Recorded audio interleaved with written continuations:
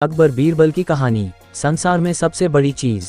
एक बार की बात है, बीरबल दरबार में मौजूद नहीं थे। इसी बात का फायदा उठाकर कुछ मंत्रीगण बीरबल के खिलाफ महाराज अकबर के कान भरने लगे। उनमें से एक कहने लगा, महाराज आप केवल बीरबल को ही हर जिम्मेदारी देते हैं और हर काम में उन्हीं की सलाह ली जाती है।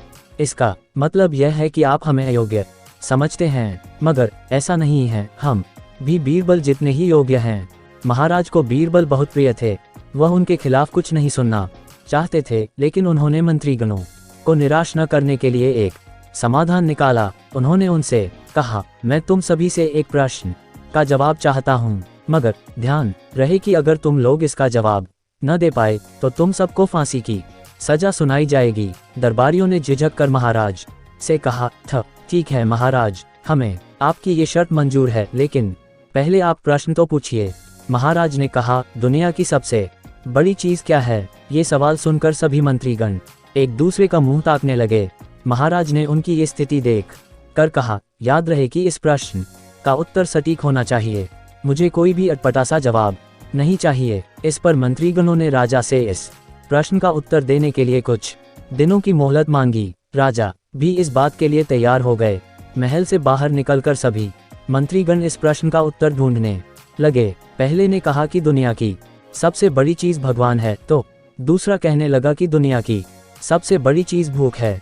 तीसरे ने दोनों के जवाब को नकार दिया और कहा कि भगवान कोई चीज नहीं है और भूख को भी बर्दाश्त किया जा सकता है। इसलिए राजा के प्रश्न का उत्तर इन दोनों में से कोई नहीं है।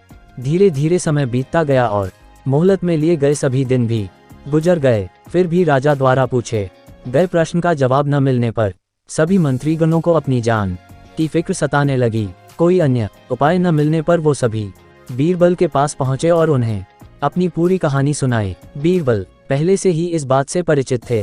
उन्होंने उनसे कहा, मैं तुम्हारी जान बचा सकता हूं, लेकिन तुम्हें वही करना होगा जैसा मैं कहूं। सभी बीरबल की बात पर राजी हो गए।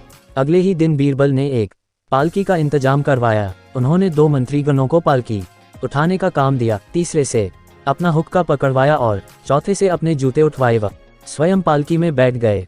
फिर उन सभी को राजा के महल की ओर चलने का इशारा दिया। जब सभी बीरबल को लेकर दरबार में पहुंचे तो महाराज इस मंजर को देखकर हैरान थे।